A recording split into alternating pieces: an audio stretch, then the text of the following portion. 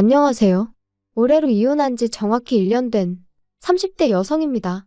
그리고 제가 오늘 이렇게 제 사연을 이야기하러 오게 된 건 바로 제 전 남편 때문이에요. 1년이나 지난 마당에 지난 일은 들춰서 뭐 하냐는 분도 계실 텐데. 맞아요. 사실 처음엔 저도 아닌 게 아니라 그렇게 생각했었거든요. 그런데 얼마 전 인터넷으로 심리학에 관한 여러 가지 이야기를 듣다 보니까 누군가 그러대요. 기억하기 싫은 일이라고 무조건 묻어두는 게 능사는 아니라고, 차라리 한 번쯤 속 시원히 털어놓는 게 도움이 될 수도 있다고요. 그래서 저도 이번이 처음이자 마지막이란 생각으로 제 이야기를 한번 해보려고 합니다. 우연이라도 두 번 다시 마주치기 싫은 인간이지만 일단은 편의상 남편이라 칭할게요. 떡줄 사람은 생각도 안 하는데 김칫국부터 마신다는 속담 다들 들어보셨죠? 제 남편이 딱 그런 사람이었습니다. 물론 처음엔 그런 사람인지 전혀 몰랐죠. 일단 남편하고는 선배의 소개로 만났는데 솔직히 내키는 자리는 아니었어요. 그도 그럴 것이 소개를 해준다는 선배가 남편을 얼마나 대단한 사람 마냥 묘사를 했거든요. 나이가 32인데 대표 소리를 듣는다. 직원이 10몇 명이다. 자수성가의 전형이다. 사람이 딱 보면 뭐 카리스마가 있고 어쩌고. 저로서는 좀 황당했어요. 막말로 제가 먼저 해달라고 한 소개팅도 아닌데 왜 이렇게 부담을 주나 싶어서 말이죠. 그런데 문제는 그 선배하고 제 관계가 까놓고 말해서 그렇게 동등한 상황이 아니었습니다. 선후배 사이인 동시에 저랑 업계도 같다 보니 한마디로 얼굴 붉혀 좋을 일이 없었달까요? 그래서 말 그대로 울며 겨자 먹기로 나갔던 자리였는데 남편이 어찌나 적극적으로 들이대던지 소개받고 얼마 지나지 않아 본격적으로 연애까지 하게 되었어요. 사귄 지 1년하고 2달째 되던 때 정식으로 프로포즈도 받았고요. 하지만 프로포즈를 받고 시댁에 처음 인사를 드리러 갔던 날 저는 생각지도 못한 상황을 맞닥뜨렸습니다. 그건 바로 시부모님의 반대였지요. 시부모님께선 사업하는 남편의 짝으로 아나운서나 교사 같은 직업을 가진 며느리를 드리고 싶었다며 제 면전에 대고 말씀하셨고, 그런 당신들의 기준에 저는 너무나 어긋나 있다셨어요. 그리고 그 당시 저는 저와 남편을 소개해준 선배가 번번이 남편은 올려치고 저는 내려치는데 말 그대로 이골이 나 있었거든요. 그래서 그렇게 마음에 안 드신다 하니 유감이다. 저도 이런 소리까지 들어가며 결혼하고 싶지는 않다 하고 먼저 자리에서 일어났네요. 남편에게도 시부모님이 결혼도 하기 전에 벌써부터 나한테 이렇게 막 나오시는데 당신은 말 한마디 못하고 있는 걸 보니 앞날이 깜깜해서 이 결혼은 못하겠다 했고요. 그런데 그 일이 있고 며칠 뒤 남편이 울면서 저희 집 앞에 찾아왔어요. 생각하면 생각할수록 자기가 너무 한심했다면서 이미 지나간 일을 어떻게 되돌리진 못하겠지만 자기랑 결혼만 해준다면 절대로 2번 다시는 이런 일로 제 눈에 눈물 나게 하는 일은 없을 거라면서 말이죠. 그리고 저는 사실 남편과 연락 없이 떨어져 있는 그 며칠 동안 나름대로 마음 정리를 하고 있었거든요. 그런데 막상 앞에서 눈물 콧물 흘려가며 우는 남편을 보니까 도무지 매정하게 뿌리칠 수가 없대요. 그래서 결국 남편만 믿고 처음 계획대로 결혼을 밀어붙이게 되었습니다. 청첩장이 나오고 결혼식까지는 고작 2주밖에 남지 않은 시점까지도 시부모님께서는 가타부타 어떠한 말씀도 없으셨어요. 처음부터 당신들은 제가 싫다고 했는데 제가 기어이 며느리가 되겠다고 하니 어쩌겠냐고, 그러면서 당신들이 결혼식에 참석하는 것만으로도 감사한 줄 알라고 하신 게 다였지요. 그리고 저희 친정어머니는 이렇게까지 홀대를 받으면서도 기어이 이 결혼을 해야겠냐 하셨지만 그때 저는 한심하게도 남편만큼은 확실한 제 편이라고 믿었거든요. 그래서 친정어머니께 우리가 잘 사는 모습을 보여드리면 언젠가 시부모님도 마음의 문을 열어주실 거라 했어요.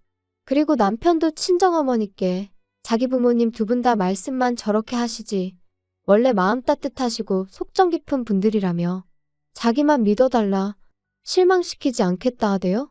그러니까 저희 친정어머니도 더는 반대도 못하시고 그렇게 저희 결혼을 허락하셨지요.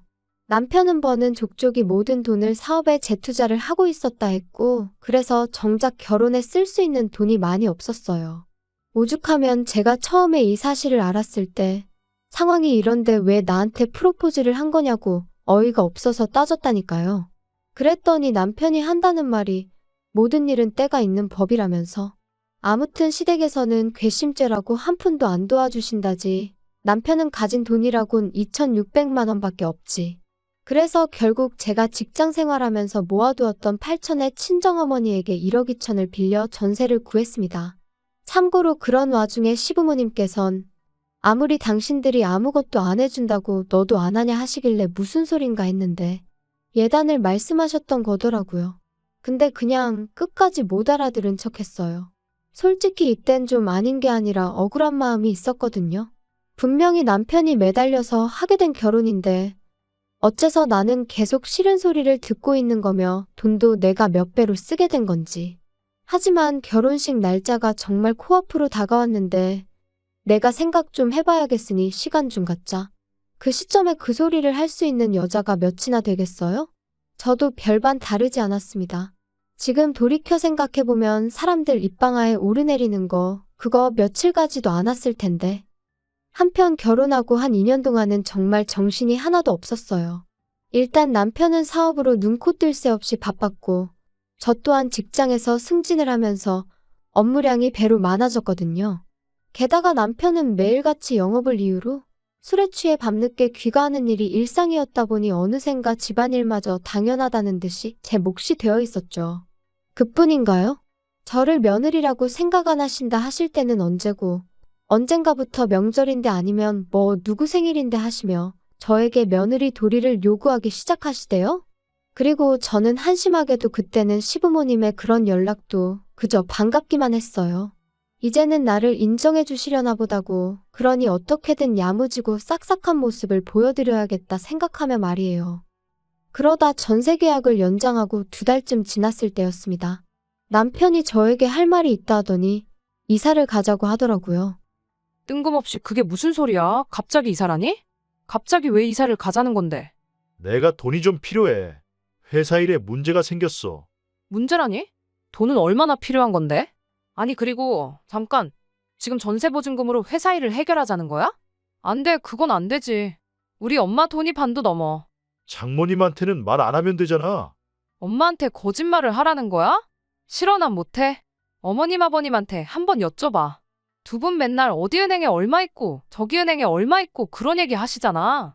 그거 그냥 하는 소리지. 그 돈 내가 사업 시작할 때 진작에 다 갖다 썼어. 뭐? 그런데 왜 맨날 여기 1억 저기 1억 그런 소리를 하셨대? 넌 지금 그런 걸 따지고 싶냐? 아무튼 그러니까 이사 가자. 일단 여기 전세 보증금이 2억이지. 그러면 대충 1억 5천하고. 우리는 어디 가서 살고? 우리는 뭐 일단 급한 대로 월세 한번 알아보지 뭐. 아무리 생각해도 안 되겠어. 내가 100번 양보해서 내 돈은 빌려줄 수 있지만 엄마 돈은 절대로 안 돼. 이러다 내 사업 망하면 너도 망하는 거야. 아우 됐어. 그런 식으로 따지면 우리 엄마 돈까지 가져다 썼다가 당신 망하면 우리도 망하고 우리 엄마도 망하는 거야. 안 돼. 그리고 그때였습니다. 누군가 저희 집 초인종을 눌렀고 그래서 현관을 열어보니 저희 친정어머니가 서 계셨어요.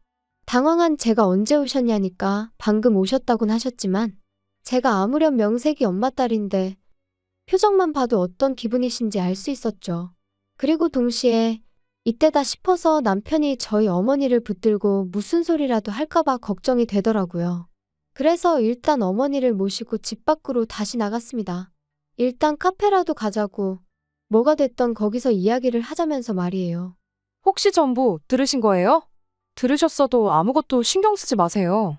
나 진짜로 엄마한테 그런 부담 드리고 싶지 않아요. 안 도와줘도 괜찮으려나. 최서방이 서운해하면 어쩌냐. 서운해하긴요. 서운할 걸로 치자면 나야말로 시부모님한테 서운한 일 투성인걸. 아무튼 엄마는 아무것도 신경 쓰지 마세요. 그러면 너 이사는 뭐? 가긴 가려고? 그래도 남편이니 네 돈 내 돈 성급기는 좀 그러니까. 일단 보증금에서 엄마 돈은 돌려드리고 남은 8천에서 3천은 월세 보증금하고 5천이라도 빌려줄까 싶어요. 그러면 그냥 네 돈 8천인가 그거 최서방 빌려주고 대신 엄마 집에 들어와서 살아. 그건 어때? 나야 괜찮은데. 정말 괜찮아요? 엄마는 덜 심심하고 좋지. 그리고 우리 딸 결혼하고 너무 말랐어. 엄마는 그게 너무 속상해. 그래서 좀 전에 그렇게 반찬을 해오신 거예요? 아이 참 괜찮은데. 아무튼 최서방하고 한번 얘기해봐. 엄마도 여유가 있으면 그 1억 최서방 딱 쓰라고 내주고 싶은데 그건 좀 힘들어. 미안해서 어쩌냐. 미안하단 말씀 진짜 절대로 하지 마세요. 이후로 어머니랑 이런저런 이야기를 좀 더 나눈 뒤 헤어졌고 저는 일부러 멀리 돌아서 집에 왔어요. 머릿속이 너무 복잡했는데 집에 일찍 가면 남편이 있으니 생각을 도무지 정리할 수가 없을 것 같았거든요. 그리고 그렇게 집에 도착하니 남편이 실실 웃으며 저를 반겼습니다. 그런데 그런 남편이 너무 꼴보기가 싫더라고요. 그래서 거두절미하고 친정어머니 집에 들어가 살겠느냐 물었어요. 들어가 살게 되면 내 돈은 빌려주겠다고요. 그랬더니 남편이 그게 무슨 뜻이야? 장모님이 안 빌려주신대? 안 빌려주시는 게 아니라 엄마도 사정이 있으시니 못 빌려주시는 거야. 아니, 사위도 자식이다 하실 때는 언제고. 지금 사위 사업이 휘청거린다는데 그거보다 더 중요한 사정이 뭔데 도대체? 억지 좀 쓰지 마. 당신이 언제 우리 엄마한테 돈 맡겨놨어? 어이가 없네 진짜. 내 돈이라도 빌려갈 거면 엄마 집에 들어가서 사는 걸로 하고 그렇게는 못하겠음 뭐 어쩌겠어. 당신 사업은 당신이 알아서 해. 진짜 장모님도 너도 너무한다 진짜. 너무한다고? 말이 나왔으니 한번 따져볼까? 결혼하고 이후로 나 당신한테 꽃 한 송이 받아본 적 없어. 지금은 사업에 투자해야 할 때라면서 생활비 100만 원 주는 거 말고 당신이 이 집 돌아가는데 기여한 게 뭐가 있어? 그래도 나 언젠가 우리한테 좋은 날이 오겠지 하고 이제껏 참았어. 근데 이제 와서 사업이 위태로우니까 내 돈도 우리 엄마 돈도 내놓으라는 거 너무한 거 아니야? 그리고 내가 몰라서 말 안 하는 거 아니야? 그 투잔지 뭔지 그거 다 하루가 멀다 하고 마시는 술값인 거 누가 모를까 봐? 그래도 내가 사업을 해본 적이 없으니 그냥 알아서 잘하겠거니 하고 믿고 내버려뒀어. 그런데 이제 와서 뭐 하자는 건데? 남편 입장에선 아마 꽤나 당황스러웠을 거예요. 평소라면 좋은 게 좋은 거라고 그냥 참고 넘어가던 저였으니 이번에도 그럴 줄 알았을 테니까요. 하지만 이번만큼은 도무지 참을 수가 없었습니다. 그래서 남편더러 내 마음이 아예 바뀌었다고 이참에 친정에 들어가 살아야겠다 했어요. 친정어머니 돈도 돌려드리고 애시당초 당신 결혼할 때 들고 온 돈이 얼마였냐? 2,600인가 그렇지 않았냐? 나도 2,600만 내놓고 나머지는 거두겠다. 그랬더니 남편이 저더러 갑자기 왜 그러냐면서 일단 진정 좀 해라 어째라. 하지만 결론부터 얘기하자면 이런 대화가 있고 정확히 3달 뒤 남편은 사업을 정리했고 저희는 친정으로 들어갔습니다. 친정어머니는 물심양면 저희 부부를 도와주셨어요. 집에서 노는 사위였지만 제가 회사 일로 바쁘니 당신이 삼시세끼를 챙겨주시는 일이 다반사였고 게다가 저희 빨래며 청소며 하는 김에 하는 거니 신경 쓰지 말라셨죠. 그리고 남편의 수입이 또 끊어진 그 상황에서 제가 해드릴 수 있는 거라곤 한 달에 100만 원씩 드리는 게 전부였어요. 그런데 이 사실을 알게 된 남편이 노발대발 실성한 사람처럼 굴더군요. 야, 너 지금 돈 번다고 유세하는 것도 아니고 어떻게 장모님만 100만 원씩 드릴 수가 있냐? 진짜 너무한 거 아니냐? 내가 뭐 엄마 용돈 드려? 그럼 당신이 우리 엄마 도와서 집안일 좀 해. 음식도 하고 청소도 좀 하고. 그러면 되겠네. 엄마가 밥까지 차려주셨으면 최소한 설거지는 해야지. 아무튼 엄마가 우리한테 해주시는 거 생각하면 100만 원도 적어서 송구스러울 지경이니까 괜한 트집 잡지 마. 그래도 이건 경우가 아니지. 드릴 거면 우리 부모님도 드려. 그래 그럼 다음 달부터 20만 원씩 드릴게. 그러면 되지? 뭐 20만 원? 어디 거지한테 적선하냐? 진짜 사람 열받게 하네. 드릴 거면 양쪽 똑같이 드리고 안 드릴 거면 양쪽 다 드리지 말아야지. 아니 양가에서 해주시는 게 다른데 뭘 다 똑같이 하라는 거야? 그럼 우리 엄마 집에서 얹혀 살면서 밥도 얻어먹으면서 아무것도 하지 말라는 거야? 난 내가 아무리 우리 엄마 친딸이어도 당신처럼 얼굴에 철판 깔고는 못 살겠으니까. 100만 원 드리는 게 그렇게 눈꼴 시리면 나가자. 나가서 어디 반지하 같은 데 구해서 우리끼리 어떻게든 살아보면 되겠네. 사실 이렇게 다툴 때만 해도 친정어머니가 집에 안 계신 줄 알았어요. 그래서 평소보다 좀 목소리가 커졌는데 이제 싸움이 길어지다 보니 친정어머니가 귀가하신 것도 알아차리지 못했던 거죠. 세희야, 그리고 최서방도 내가 정말 속상해 죽겠다. 세희야, 너 이제 엄마한테 그 돈 주지 마. 그거 나 솔직히 부담스러워서 안 받고 싶었어. 최서방도 너무 불만 갖지 말게. 세희 입장에선 어쨌든 내가 지 엄마니까 안쓰러워 그런 거 아니겠나? 그리고 둘 다 돈 때문에 자꾸 싸우게 되나 본데 나중에 나 가고 나면 이 집 너희 거야. 그러니까 너무 돈돈돈하고 살지 말어. 씁쓸한 표정으로 말씀을 마치신 어머니가 저희 방에서 나가신 뒤 저는 아까보다 더 끓어오르는 화를 참을 수가 없었어요. 하지만 만약 제가 또다시 남편과 싸운다면 저희 어머니가 얼마나 스트레스를 받으실까 싶어서 꾹 눌러 참고 남편에게 짐 싸라고 했습니다. 당장 나가서 몇 날 며칠 찜질방서 지내게 되더라도 일단은 나가자고. 더 이상 어머니한테 신세지지 말자고 했죠.